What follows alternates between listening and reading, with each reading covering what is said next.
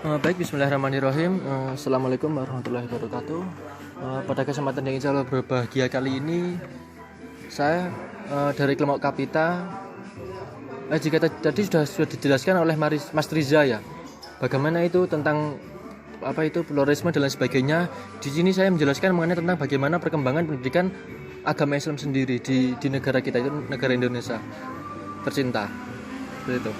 Jadi pada dasarnya yaitu Indonesia merupakan satu negeri besar yang mana mempunyai penduduk ratusan juta jiwa.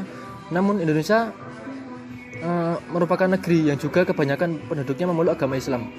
Dari sudut pandang dari sudut pandang negara-negara lain, maka Indonesia memiliki mayoritas negara Islam. Nah, dari mayoritas tersebut, keislaman Indonesia perlu diuraikan atau dijabarkan kembali.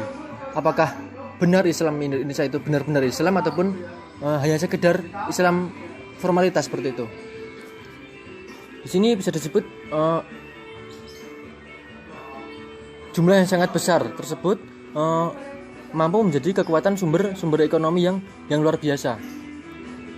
Tentunya sumber ekonomi di ranah pendidikan Islam seperti lembaga dan lain sebagainya seperti itu. Dan kemudian jumlah besar di atas, yaitu di atas rata-rata maksudnya, juga akan menjadi kekuatan politik yang cukup signifikan, yaitu dalam peraturan nasional dan lain sebagainya. Namun telah kita ketahui bahwa usaha pendidikan Islam sama tujuannya dengan Islam itu sendiri, dan pendidikan Islam tidak terlepas dari sejarah Islam pada umumnya. Jadi bisa dikatakan bahwa Indonesia ini hampir sebagian besar itu merupakan orang-orang yang buta akan sejarah. Maka dari itu bisa dikatakan bahwa pendidikan di ranah Islam mengalami penurunan seperti itu. Dan karena itulah itu perioderisasi sejarah pendidikan Islam di Indonesia tersebut, negara kita, yaitu berada pada periode-periode sejarah Islam itu sendiri. Jadi jika kita ingin mengembalikan aura akan keakuratan politik kita, ekonomi kita, maka kita harus mengenal atau mendalami akan sejarah, terlebih pada sejarah Islam sendiri. Karena pada hakikatnya kemerdekaan Islam tersebut dibentuk oleh Islam sendiri. Dan lanjut, alinea berikutnya, Indonesia pada laporan tahun 2002 tersebut berada pada peringkat 110 atau tingkat lebih rendah dari prestasi negara tetangga, negara Vietnam dan negara Malaysia dan negara yang lainnya yang baru mengalami terhadap persoalan pemenuhan kebutuhan pendidikan. Jadi faktor atau segi terpenuhnya di dunia lembaga pendidikan, negara Indonesia kita itu mengalami penurunan dibanding dengan negara-negara tetangga kita seperti itu. Lanjut alinea berikutnya. Dan namun pada prakteknya tidak lebih dari 3,49%, yaitu dari total APBN yang dialokasikan untuk pembiayaan pendidikan nasional, bukan hanya pendidikan Islam tersebut. Dan inilah masalah utama yang menjadi rintangan dalam pelaksanaan pendidikan yang maju, kemudian adil dan merata seperti itu. Dan kemudian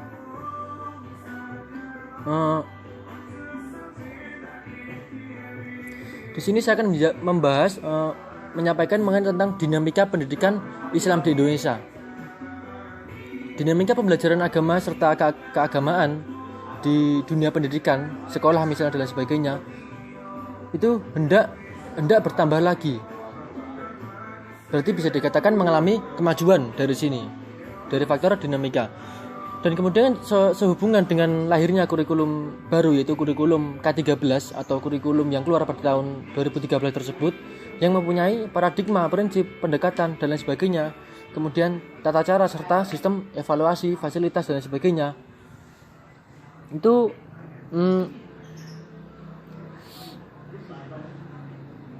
tata cara dan kurikulum ialah kurikulum berbasis kompetensi, yang mana bisa disebut KBK 2004, serta kurikulum tingkat satuan pembelajaran atau kurikulum yang lama KTSP. Dan melakukan kurikulum K13 tersebut secara universal masih dalam kondisi belum siap dan bermacam-macam aspeknya. Jadi bisa diambil kesimpulan bahwasanya kurikulum K13 tersebut di ranah pendidikan Islam tersebut masih memiliki keunggulan tertentu, akan tapi juga mengalami penurunan di bidang tertentu juga seperti itu.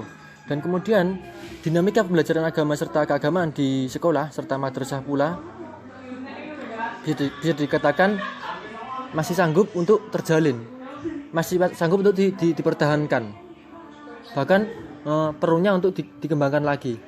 Dan sebab pembelajaran agama serta keagamaan bukan cuma bagaikan pengetahuan ataupun keahlian sebagaimana mata pelajaran yang lainnya, tetapi juga masuk ke ranah karakteristik. Kemudian siswa atau anak didik itu juga harus bisa menjiwainya seperti itu.